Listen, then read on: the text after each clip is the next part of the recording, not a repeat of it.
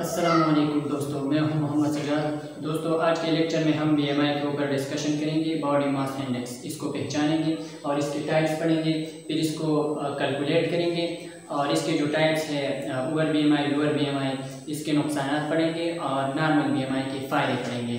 एक healthy BMI को maintain करने के लिए जो तरीके इस्तेमाल किए जाते हैं उसको पढ़ेंगे और बीएमआई के नुकसानात और फ़ायदे क्या है, ये सब इस लेक्चर के अंदर हम डिस्कशन करेंगे। तो सबसे पहले बीएमआई है क्या? इसका एब्रीविएशन है बॉडी मास इंडेक्स। ये इंसान की बॉडी का जो वेट है, इसका स्टेटस मालूम करने के लिए बीएमआई की जाती है। BMI is the ratio of weight to height to estimate the amount of fats in the body. इंसान का जो वजन होता है और जो हाइट होती है, तो इन दोनों के रेशियो को हम बीएमआई कहते हैं। जब इंसान का जो हाइट होता है और इसका जो वेट होता है, इन दोनों के एक दूसरे पर डिवाइड करते हैं, इस तरह जो वैल्यू आता है इसको हम बीएमआई कहते हैं। तो ये मालूम की जाती है इंसान की बॉडी के अंदर कितने फैट्स हैं, इसलिए ये मेथड इस्तेमाल किया जाता है। तो अब इसके टाइप्स है, तो बीएमआई के तकरीबन 4 टाइप्स हैं। Number first, under weight BMI. Under weight BMI mean इंसान का जो हाइट होता है और जो वेट होता है, तो इंसान का हाइट उसके वेट के बनिस्बत ज़्यादा होता है। इंसान जो है वो लंबा होता है और उसका वजन कम होता है, तो इस ऐसे बीएमआई को हम अंडरवेट बीएमआई कहते हैं। और ये ऐसे लोगों का बीएमआई 18.5 से कम होता है, या 18.5 से जिन लोगों का बीएमआई कम होता है उनको हम अंडरवेट बीएमआई की कैटेगरी में डालते हैं। अंडरवेट बीएमआई वाले लोग ज़्यादातर माल न्यूट्रिशन और हेल्थ इश्यूज के मसाइल का शिकार हो जाते हैं। और दूसरा है नॉर्मल बीएमआई। नॉर्मल बीएमआई का जो रेंज है वो 18.5 से लेकर 24.9 तक है। और ऐसे लोग जो है वो ज़्यादातर सेहतमंद होते हैं और इनकी बॉडी में जो फैट्स होते हैं वो उसकी बॉडी के मुताबिक होते हैं, तो ऐसे लोगों को ज़्यादा खतरा नहीं होता उनके बॉडी पे या हेल्थ रिस्क उनको नहीं होते। ओवरवेट बीएमआई है। ओवरवेट बीएमआई का रेंज 25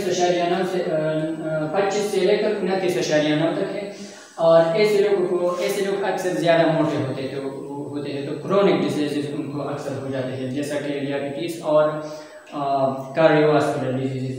फिर इसके बाद है ओबेस बीएमआई। ओबेस बीएमआई वो ऐसे लोग होते हैं जो इंतहाई मोटे होते हैं और ज़्यादा मोटा होने की वजह से वो चल भी नहीं सकते।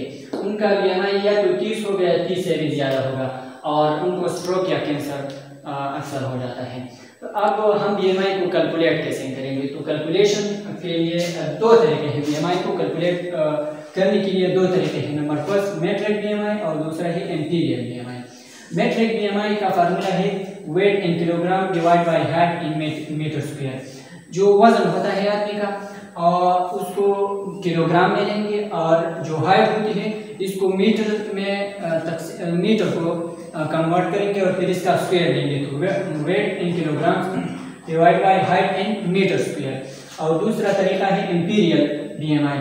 ये थोड़ा सा पेचीदा है। वेट इन पाउंड्स में हम इंसान की बॉडी का जो मास होता है उसको पाउंड्स में लेंगे और इसको डिवाइड करेंगे हाइट में, और हाइट इंचेस में लेंगे।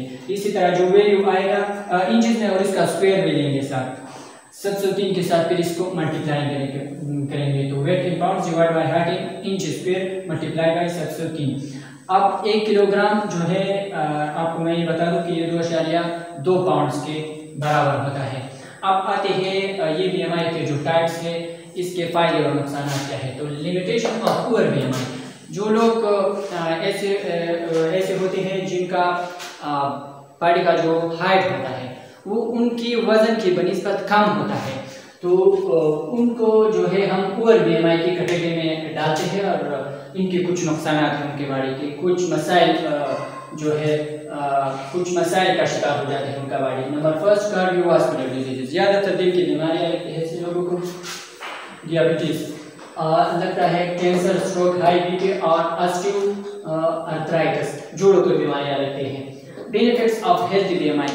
हेल्थ एक सेहतमंद बीएमआई के फ़ायदे क्या है? तो सेहतमंद बीएमआई के रिड्यूस क्रोनिक डिजीजेस। वो ऐसे लोगों को जो है दिल की बीमारियाँ या जैसा कि कार्डियोवास्कुलर डिजीज़ और डियाबिटीज़, ऐसे लोगों को ज़्यादातर नहीं होते क्योंकि ये सेहतमंद होते हैं।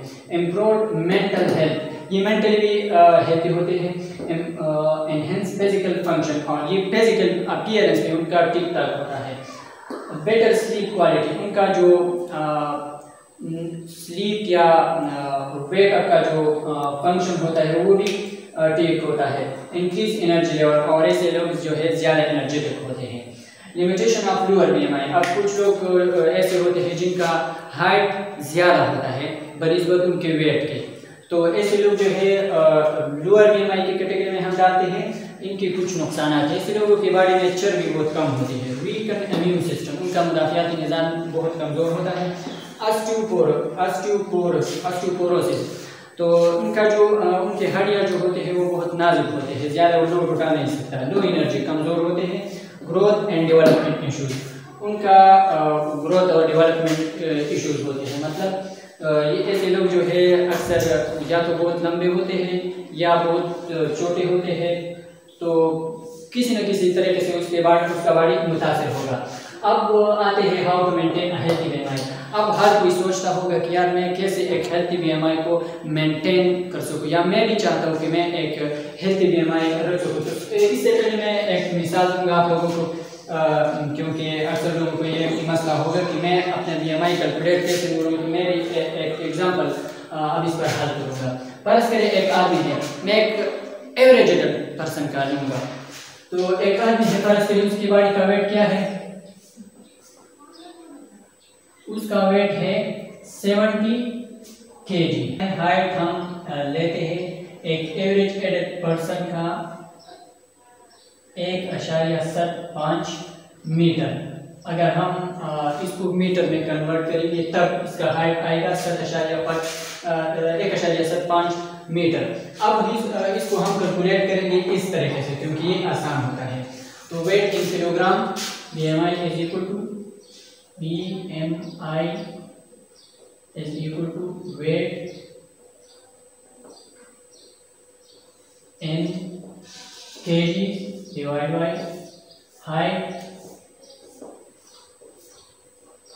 in मीटर स्क्वायर हम लेंगे।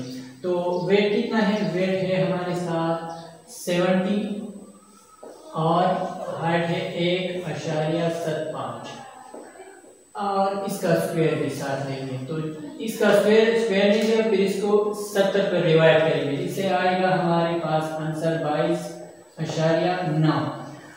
अब अगर यहाँ आप आए नॉर्मल BMI 18.5 से लेकर 24.9 तक, तो ये जो BMI हमने कैलकुलेट की है ये नॉर्मल BMI है। तो ऐसे लोग जिनका BMI लगभग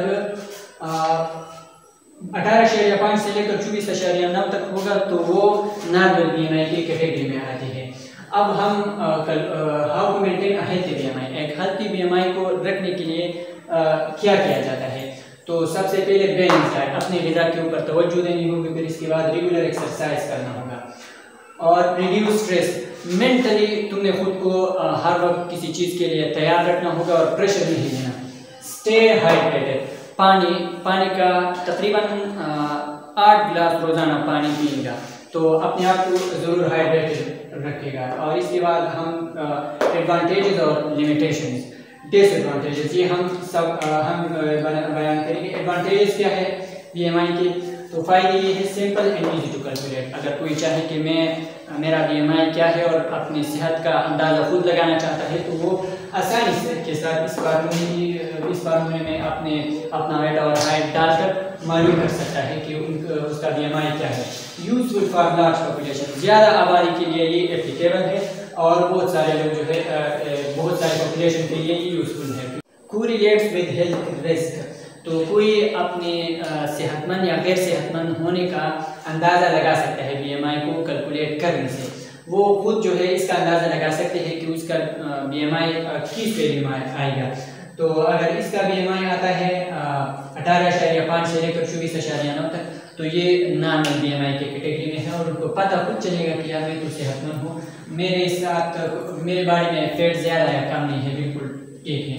या अगर इससे कम आएगा तो भी उसको पता चलेगा कि मैं कुछ मसले ज़रूर है, या अगर ज़्यादा आएगा तो भी उसको पता लगेगा कि कुछ मसले हैं मेरे और ओवर BMI का शिकार हो चुका हो। अब आते हैं लिमिटेशंस या डिसएडवांटेजेस ऑफ BMI। तो BMI के अब कुछ नुकसान हैं। क्या है? Does not accurate for muscle mass और बॉडी कंपोजिशन।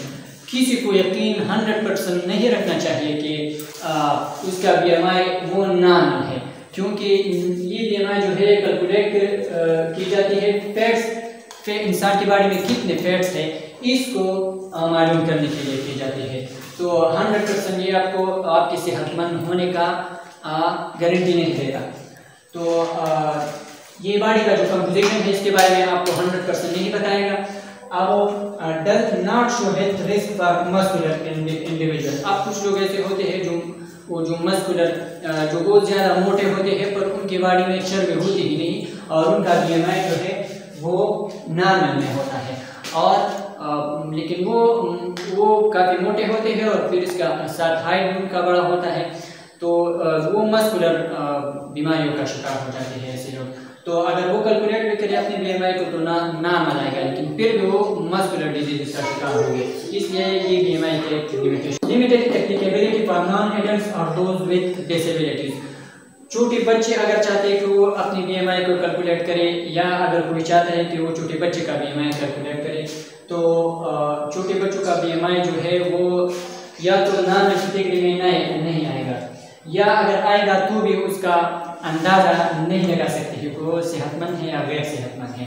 और दो डिसेबिलिटीज़, कुछ लोग माजूर होते हैं तो वो भी अपने सेहतमंद या गैर सेहतमंद होने का अंदाज़ा लगा नहीं सकते BMI को कैलकुलेट करने से। तो ये भी इसका लिमिटेशन है। तो उम्मीद करता हूँ ये लेक्चर ज़रूर पसंद आए होंगे आपको। नेक्स्ट लेक्चर में आप लोगों से मुखातिब होने तक इजाज़त दीजिए मुझे। खुदा हाफिज़।